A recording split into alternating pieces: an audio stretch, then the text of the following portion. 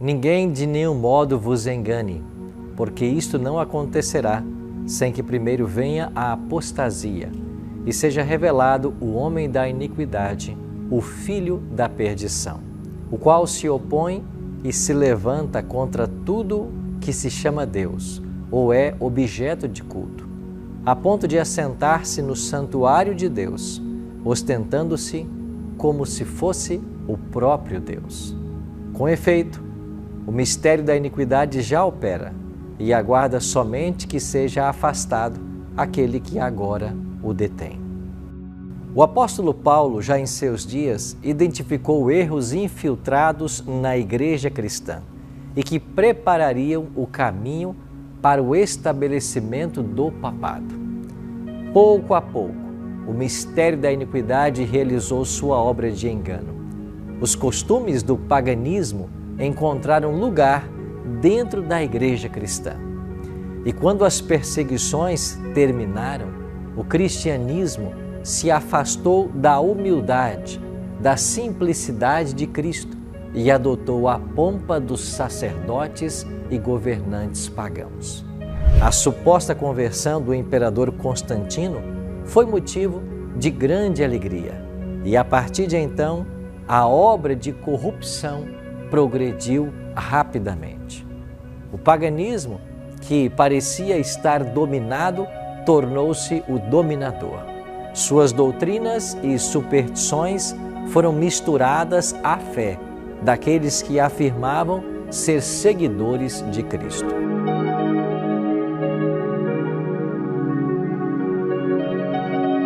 O compromisso entre o paganismo e o cristianismo resultou no que Paulo chama o homem do pecado, assim como a profecia predissera. Essa falsa religião é obra-prima de Satanás, um monumento aos seus esforços de se assentar no trono para governar a terra, de acordo com sua vontade. Uma das principais doutrinas de Roma afirma que Deus deu autoridade suprema ao Papa sobre bispos e pastores do mundo inteiro. Mais do que isso, o Papa tem sido chamado de Senhor Deus o Papa e declarado infalível.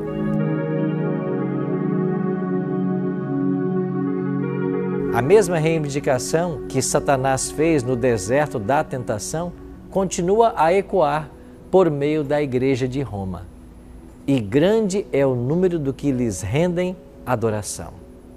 A profecia declarou que o papado tentaria mudar os tempos e a lei. A adoração de imagens e relíquias foi gradualmente introduzida na adoração cristã. Roma ousou remover o segundo mandamento da lei de Deus, que proíbe a adoração a ídolos, e dividir o 10º mandamento em 2, a fim de conservar o total de 10.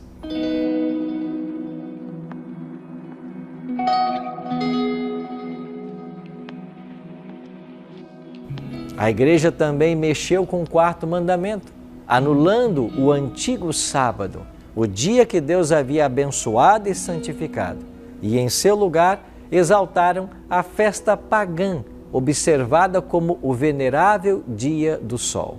Nos primeiros séculos, todos os cristãos guardavam o verdadeiro sábado, mas Satanás atuou para fazer prosperar sua vontade. A igreja transformou o domingo em uma festa em homenagem à ressurreição de Cristo. Cultos religiosos eram realizados, mas o dia era visto como um momento de recreação. Além disso, o verdadeiro sábado continuava a ser observado e considerado santo. Antes de Cristo vir à Terra, Satanás inspirara os judeus a encher o sábado de regras rigorosas, tornando-o um fardo. Aproveitando-se da falsa luz que havia lançado sobre o 7º dia, fez as pessoas o desprezarem como uma instituição judaica, enquanto os cristãos em geral continuavam a observar o domingo como uma alegre festa. E isso os levou a fazer do sábado um dia de tristeza e melancolia, a fim de demonstrar ódio pelo judaísmo. O imperador Constantino proclamou um decreto transformando o domingo em uma festa pública em todo o Império Romano.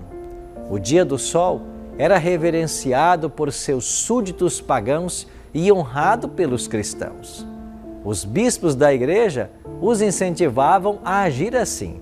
Sedentos por poder, reconheciam que, se tanto cristãos quanto pagãos guardassem o mesmo dia, aumentariam o seu poder e a glória da igreja. Embora muitos cristãos temessem a Deus, gradualmente tenham começado a atribuir algum grau de santidade ao domingo, eles continuaram ainda a observar o verdadeiro sábado, em obediência ao quarto mandamento da lei de Deus. Mas o arqui-enganador não havia completado ainda a sua obra. Estava determinado a exercer poder por meio de um líder que escolhera, o orgulhoso pontífice que alegava representar a Cristo.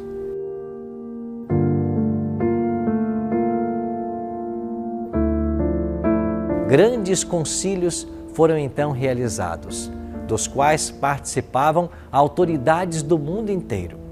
Quase todos os concílios rebaixavam o sábado um pouquinho mais, ao passo que exaltavam o domingo.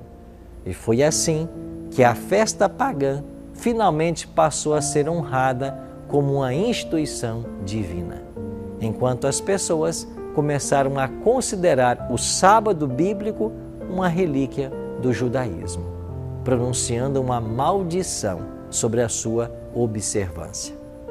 O quarto mandamento revela que Deus é o Criador, e a fim de comemorar a obra da criação, Deus santificou o sétimo dia como um dia de descanso para a humanidade. Foi designado para manter Deus sempre vivo na mente das pessoas como objeto de adoração. Satanás trabalha para afastar os seres humanos da obediência à lei de Deus. E a fim de realizar isso, ele direciona os seus esforços especialmente contra o único mandamento da lei, que aponta a Deus como Criador, o quarto mandamento. No VI século, o bispo de Roma foi proclamado o cabeça de toda a igreja. O paganismo foi substituído pelo papado. Cumpriram-se as palavras de Apocalipse 13:2. O dragão deu à besta o seu poder, o seu trono e grande autoridade. Assim começaram os 1260 anos de opressão papal que as profecias de Daniel e Apocalipse haviam predito. Os cristãos foram forçados a escolher ou abrir mão de sua integridade e aceitar as cerimônias de adoração papal, ou consumir a vida em masmorras e até mesmo sofrer a morte. O mundo se transformou em um imenso campo de batalha. Ao longo de centenas de anos, a Igreja de Cristo encontrou abrigo e esconderijo na escuridão. A mulher, porém, fugiu para o deserto, para um lugar que lhe havia sido preparado por Deus, para que ali a sustentassem durante 1260 dias. A ascensão da Igreja Católica Romana ao poder marcou o início da Idade das Trevas. As pessoas transferiram sua fé em Cristo para o Papa de Roma. E em vez de confiar no Filho de Deus para obter o perdão dos pecados e a salvação eterna, passaram a olhar para o Papa e para os sacerdotes a quem ele concedia autoridade. O Papa era o mediador terreno. Ele ficava no lugar de Deus para eles. Eram poucos os crentes fiéis a Deus. Às vezes, parecia que o erro triunfaria por completo e a verdadeira religião seria banida da terra.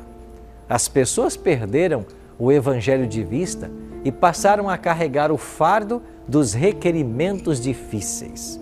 A Igreja os ensinava a confiar nas próprias obras para expiar os pecados. Longas peregrinações, atos de penitência, adoração a relíquias, a construção de igrejas, relicários, altares, o pagamento de grandes somas para os tesouros da igreja. É isso que ela exigia, a fim de aplacar a ira de Deus ou obter o seu favor. No século XI, o Papa Gregório VII proclamou que a Igreja nunca havia errado, nem jamais erraria de acordo com as Escrituras, mas não apresentou nenhuma prova bíblica para confirmar sua alegação.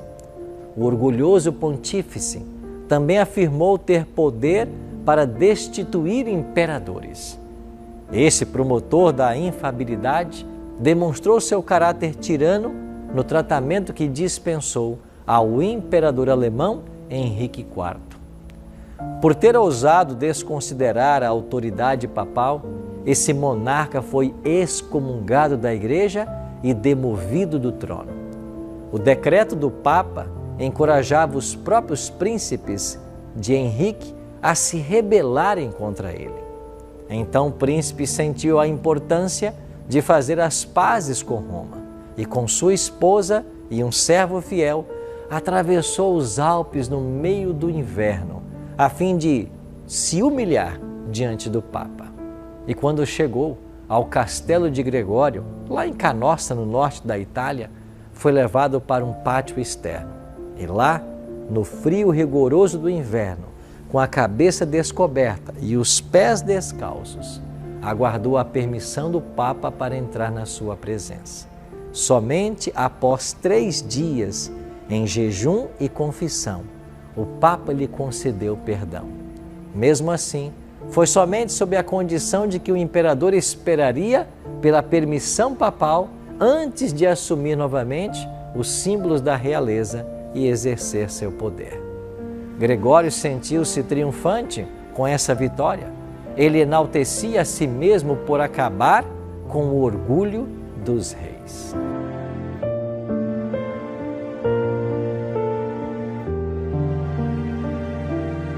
Mesmo antes da instituição do papado, os ensinos dos filósofos pagãos já exerciam influência na Igreja. Muitos ainda se apegavam às crenças da filosofia pagã e incentivavam os outros a estudá-la como forma de entender sua influência entre os pagãos. Erros graves se infiltraram na fé cristã dessa maneira. Um dos principais ensinos falsos era a crença de que somos imortais por natureza e conscientes após a morte.